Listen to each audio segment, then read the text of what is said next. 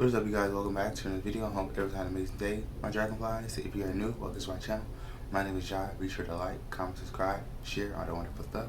We're back with Geographic, and this is title called Flying Snakes.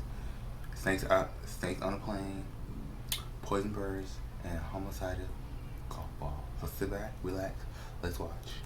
Happy Halloween. Hope you're having a great day. Snakes can fly. Did you know that? Brother, when this is a Southeast Asian Chrysopia, but it's also called the flying snake. Flying snakes spend most of their time in the trees, and by pressing the ridges of their scales against the bark, they can actually climb straight up a tree even with no arms or legs. But instead of climbing down, these snakes save energy by flying from tree to tree. Basically, by flattening its body, the snake's belly forms a concave surface, kind of like a frisbee. By turning itself into a living parachute, not only can these snakes easily move through the air, they can actually make turns mid-flight. And even though I low-key lied about them flying, these snakes can glide farther than animals like flying squirrels. In fact, a motivated snake can go for 330 feet. For non-Americans, that's about 100 meters. For Americans that don't understand distance, that's about the length of a football field. But these snakes don't usually fly to catch bodies. In fact, most of the time they're doing it to avoid other animals. Even though it is venomous, unless you're like a rat or something, it probably won't kill you. Don't be a snitch. It doesn't change the fact that somewhere in the world you can actually look up and see a snake getting hang time right over your head. I want you to remember that tonight. This bird can end your life in one of the worst ways possible. This is a hooded pitowee, and it's the only poisonous bird in the world. Its feathers, skin, and even tissues contain a potent batrachotoxin that it steals from the beetles it eats. That same poison is the reason why this frog can murk 20,000 mice, pack up 10 people, and even though it can sleep on a quarter, this frog allegedly contains enough toxin to drop a full-grown elephant. And that's the same poison this toxic sweetie uses to defend itself. And because its poison is a neurotoxin, it basically shuts down muscle by blocking the sodium channels of nerve cells. Meaning it would just get harder and harder for you to breathe into your lungs. Eventually you'd become paralyzed, you'd lose consciousness, and your heart would stop. Not only can the poison turn you into past tense in only 10 minutes, the amount of poison it would take to turn your name into a hashtag weighs as much as 2 grains of salt. If you touch this bird with your lips, your entire mouth would go numb, and we know that because someone actually did it. But to be fair, this bird's never taken a human life. That we know of. But this tiny bird has the power to put you on the news, and I don't think nearly enough people talk about it. It's Halloween, so naturally I gotta ruin your day. This is your only chance to scroll. So way back when in Victorian England, people would try to remove tapeworms by first having the patients starve themselves for a couple of days. Then they would insert a cylinder with food into the digestive tract to lure the tapeworm, and then it would be pulled out through the mouth. Now the problem was that some of these tapeworms grew to 6 feet long, so allegedly there was a good number of patients that actually choked to death before it was completely out. But the worst part? Back then, a lot of women would purposely infect themselves with tapeworms, that way they could eat whatever they wanted without gaining weight. A very literal big mistake, because tapeworms can grow to 26 feet long, and it can live inside the host body for 30 years. That's a whole mortgage. Like, why would I want to do that? Now you got a whole gunk stuck in your gut, because you don't want to gain weight. So, that makes no sense. My guy. Also, tapeworms give birth more than any other animal, since they can have up to 1,000 segments called proglottids, and some species have up to 100,000 eggs in just one of them, meaning some tapeworms can release nearly 1 million eggs in a 24-hour cycle. And if you're infected with that tapeworm, that means you probably do too. According to health organizations, about 50 million people are infected right now, and unless you show symptoms, you might never know it's inside you. In fact, some tapeworms can suppress the immune system so that your body's built-in defenses don't attack it. But it also means some tapeworms could cause you to have less of an allergic reaction to certain things. So if you ever wake up one day and you can drink milk all of a sudden, you might want to get checked. You might just have a roommate living rent-free in your guts. Pause. Woman nearly meets God without even realizing. I'm sure you know it's one of the most venomous things on the planet. You might even know that one bite from it is toxic enough to put 26 men on milk cartons. There's a special thing about them that somehow makes them even worse. Because it's so small, if this octopus bites you, there's a good chance you're not going to feel it. It's like a pinprick, and it's why most people don't even realize the countdown's already started. Because you don't feel it, but when this homicidal golf ball bites you, it injects you with a neurotoxin about 10,000 times more powerful than cyanide. And once that venom's in your body, it can shut down muscles, causing difficulty breathing and eventually paralysis. Meaning you would just suffocate to death. Which is why this octopus can kill you in as little as 30 minutes. Which is bad enough, but if you don't know you've been bitten, you can end up getting flatlined out of nowhere if you don't seek medical attention. And if the paralysis hits you while you're swimming, use your imagination. Basically, you can hold this octopus for 3 seconds and be a was in half an hour. Which means this woman Eurostep dying in one of the worst ways possible. Anything that tries that hard to be seen is probably more toxic in the future. That goes for animals and people. This is what happens when one of the deadliest animals in the world gets a taste for humans. So back in 1898, the British started building a railroad bridge over the Savo River in Kenya, and they employed several mostly Indian workers over an 8-mile area. But what they didn't realize was they had accidentally wandered right into the territory of one of the top predators on the planet. Because over the next 9 months, 2 maneless male lions would stalk the workers, and when they would return to the campsite after a long day, the lions would sneak in and literally drag the workers out and maul them into a statistic. And eat them. and at first only one lion at a time would enter the campsite. But eventually the two male lions started catching bodies together as a team. The crew tried to break this kill streak by putting up a thorn fence. Told him a motivated Simba can jump 11 feet in the air, so the lions easily cleared it.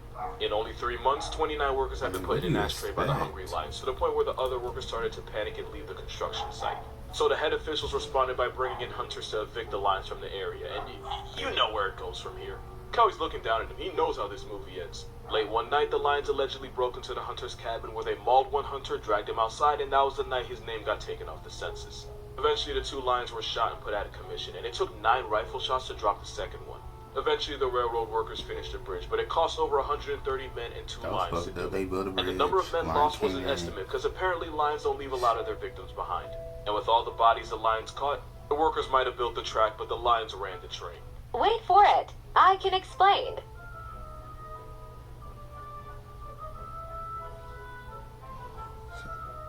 What if I told you you could get car insurance for as low as $28 a month? Once upon a time, I downloaded TikTok as a joke, and now I explain stuff like this for a living. Ain't that some shit? So when a lot of baby birds are still in the nest, instead of deucing all over the place, instead they'll dump into a white mucus membrane called a fecal sac. It's basically a built-in diaper for baby birds. And just like in the video, normally as soon as the chick is fed, it'll release a sac for the parent to deal with. Because being a parent literally means dealing with all kinds of shit. If the chick can't produce a sac on its own, then the mother will poke and prod around its cloaca to stimulate it into dropping its pamper pack. And the reason they do this is because 1, keeping all that nastiness in the sac keeps the nest clean. And number 2, the cleaner the nest is, the less likely it is that a predator finds it.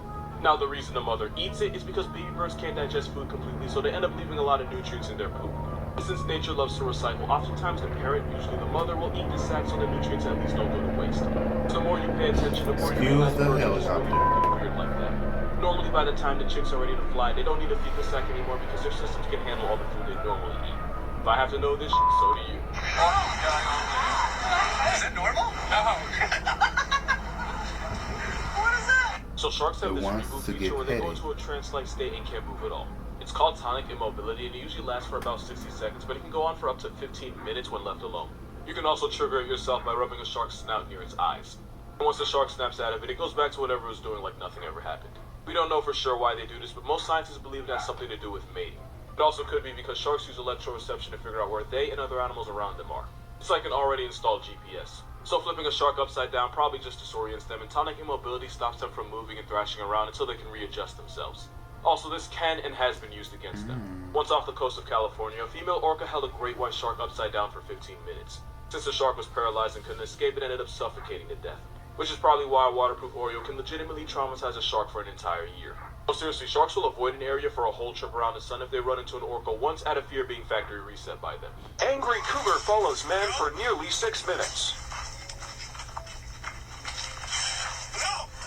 So this hiker actually did the right thing and saved his own life. With ambush hunters like wildcats, you never want to turn away from them because then you might activate their predator response and then they'll just hit you from the... They'll attack from behind. You also never want to run because then you'll just trigger them into chasing you. And at up to 45 miles per hour, you're not going to get very far. It's like hitting snooze on death. Also, you never want to crouch down and be in a position lower than the cougar. Mountain lions don't recognize humans standing on 2 feet as prey, but if you squat or bend down paws, the walking flex could confuse you for a 4-legged prey animal, and if it does, it's credits. In general, you never want to crouch down in mountain lion country, even if you don't think there's one around. Because just because you don't see him, doesn't mean he don't see you. So to not get turned into a story on CNN, you want to stand tall and speak in a loud, firm voice. It really doesn't matter what you say. Cougars don't understand English, but they do understand volume, and if you speak loud enough, you can actually intimidate them.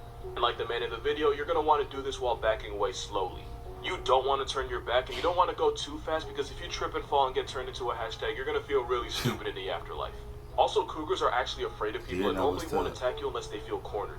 In fact, the cougar in this video doesn't want to attack the hiker, and if I had to guess, the hiker accidentally got too close to the cougar's cubs. Cougars will hide their cubs in brush and bushes, so it's basically the mother's way of escorting you out. And if a cougar does charge, 90% of the time it's just a bluff to intimidate you. 10% say goodbye. But you can respond by throwing rocks and sticks, not at the cougar, but at the ground in front of it as a warning shot. That's how you survive a cougar. Or at least the cat. If a cougar presses you here, I got no tips for you. But she might. Well, okay, that was Geographic. Learn something new every day, like I always say. Poop, fecus, whatever it's called, the mother. That's nature for you. So yeah, that was Geographic. Hope you enjoyed it. Remember to have an awesome positive day. Stay grateful. Stay blessed. Until next time, you guys. Peace.